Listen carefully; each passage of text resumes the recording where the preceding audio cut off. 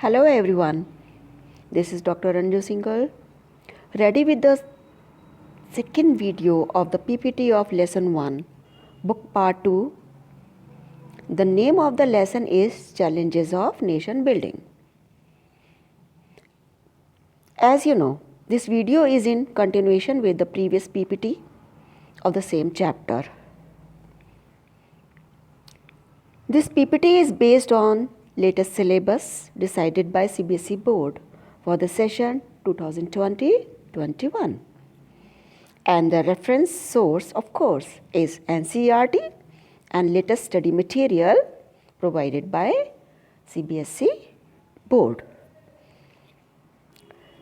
Till now, in the last video, I have covered first two topics, and now I have to start with the next topic. Let me show you the topics which I have covered. So I have covered introduction, nation and nation building, Sardar Vallabhbhai Patel and integration of states. And now I have to start with the legacy of partition, right?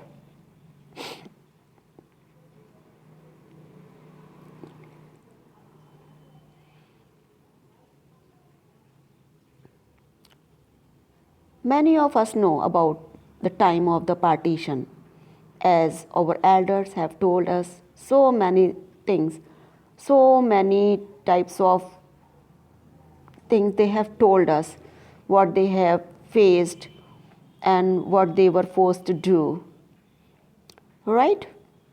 So, now here it is, legacy of partition. The 1947 partition is undoubtedly one of the most momentous events in the history, not only in terms of administrative dismantling, but it also resulted in large-scale displacements and the mass killing of people. It was a Holocaust and one of the largest forced movements of people. The most challenging thing was the challenge of refugee.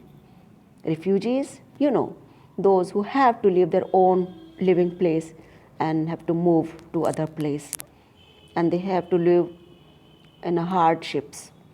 Partition triggered riots, mass casualties, and a colossal wave of migration.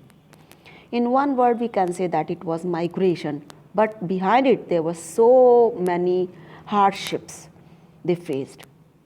Millions of people moved to what they hoped would be safer territory, with Muslims heading towards Pakistan and Hindus and Sikhs in direction of India. They traveled to the other side of the new border by all sorts of means, often by foot. Tragic transfer of population. How much? About 80 lakhs. Killing and atrocities. 5 to 10 lakhs were killed. Communal zones in major cities. Miseries in refugee camps. We cannot imagine they face miseries in their refugee camps. Women were abducted and raped. Forceful conversion and marriage. Honor killing. Children were separated from parents. As they were moving in large scale, so many of the children were separated from their parents. And guys, you know, this is a very important topic of this lesson. You can see this is the partition time. People are boarding trucks, lorries. Resettlement of refugees. The most important task for both the nation was to settle those refugees who were coming to their countries. Massive population exchanges occurred between the two newly formed nations spanning several months. Based on 1951 census, immediately after the partition, 7.226 million Muslims migrated from India to Pakistan, while 7.249 million Hindus and Sikhs moved from Pakistan to India. You can imagine the numbers which are given here.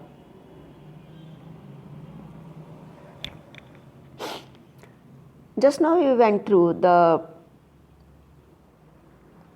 settlement of the princely states, and there was Kashmir. So here comes Kashmir issue. The conflict started after the partition of India in 1947, as both India and Pakistan claimed the entirety of the former princely state of Jammu and Kashmir with Pakistan, because Pakistan said that it is their place. Right? Reorganizing Chinese sovereignty over the Trans-Karakoram Tract and Aksai Chin since 1963. Then, as we know, Nehruji was our first Prime Minister. So obviously he tried his best. Nehru's great contribution was to introduce a planning in the capitalist society. He wanted the state to control the commanding heights of economy. In this approach, he could come in contact with both national and international economies. As we have discussed earlier, that it was a big thing to settle down the economy of the country and to give jobs to unemployed people and to improve the condition of the poor people.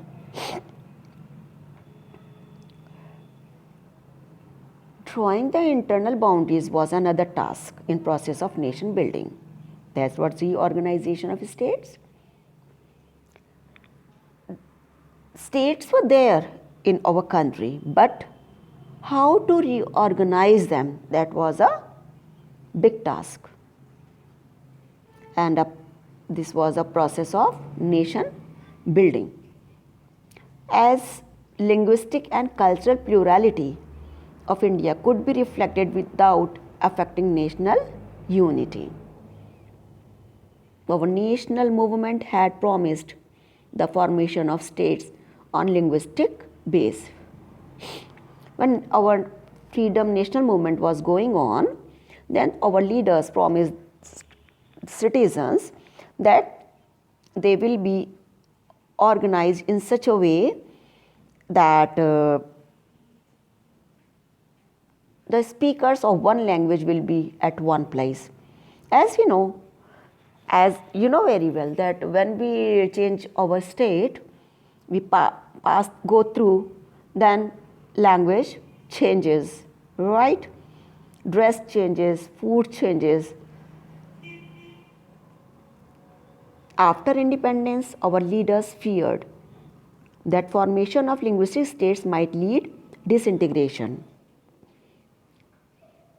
They promised it with the people of India, but after independence, our leaders feared that if they do so, that if they form the states on the linguistic basis, then it may lead disintegration. And they thought it would draw attention away from other social and economic challenges. And the fate of the princely states had not been decided. The center leadership decided to postpone the matter. The decision was challenged by the local leaders and the people. When they delayed it, then obviously local leaders challenged this decision. They wanted it to be done by the government. Then the Vishal Andhra movement was there for a separate Andhra.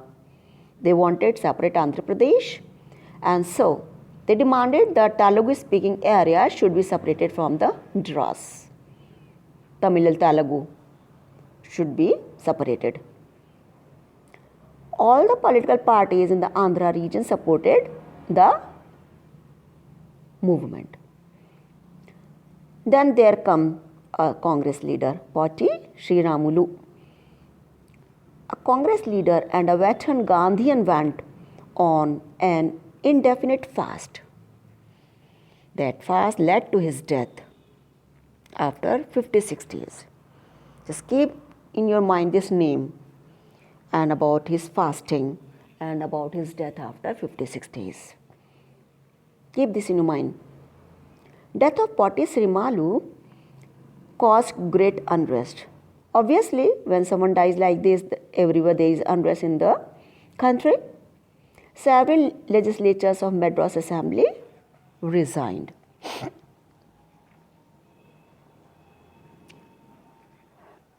Andhra Pradesh was formed in December 1952. Okay? Andhra Pradesh is the first linguistic state in India. As they tried at the what we can say, as they struggled about it. So that is why Andhra Pradesh was formed. When? In 1952. And now, Andhra of today's. Andhra was divided in Telangana was formed in 2014. Formation of Andhra Pradesh led to similar movements in other parts of the country. When the result came in positive, as Andhra Pradesh was formed, then other parts of the country, people started to struggle and movements started. In 1953, State Reorganization Commission was formed to look into the question of redrawing the boundaries of states. On the basis of States Reorganization Commission's report, the State Reorganization Act was passed in 1956. When this act was passed, States Reorganization Act was passed in 1950, you have to make your notes. For so long I am telling you, and it will be good for you if you make your own notes and you go through them time to time to revise them. And at that time, 14 states and 6 union territories were formed. Then what was the impact of formation of linguistic states? Regional leaders became part of national politics. Uniform division of states, right, strengthened national unity, acceptance of the principle of diversity. In 2000, creation of Jharkhand, Chhattisgarh and Uttarakhand. And in 2014, Telangana was created. So just keep in your mind that in year 2000, Jharkhand, Chhattisgarh and Uttarakhand were created, and in 2014, Telangana was created out of Andhra Pradesh. This is it. Demand for new states has not come to end. Movement of Vidarbha in Maharashtra, Haryana Pradesh, in parts of Uttar Pradesh and West Bengal.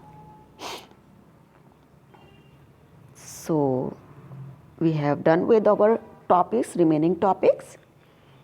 And may I ask you some, that what is learning outcome? After going through this lesson, guys, you can answer the following.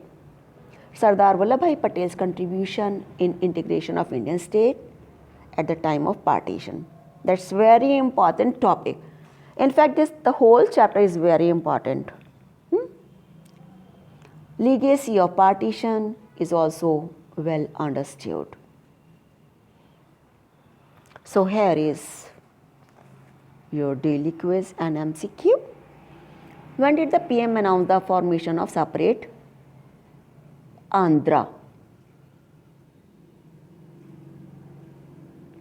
It was in 1952, December 1952, right?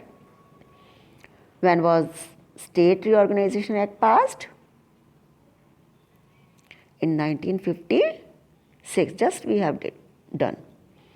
At the hour of midnight on 15th August 1947, the first Prime Minister of Free India, Mr. Jawaharlal Nehru, addressed a special session of the Constituent Assembly that was known as Tryst with Destiny. Identify the theory behind the partition of India and Pakistan in 1947. Very important theory. And you have to go through what did Jinnah say and what happened at the time. That's an important question.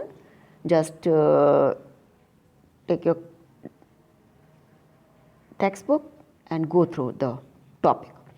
So its answer is, two nation theory. This is your weekly assignment. Maps, you are going to have map also in your exam.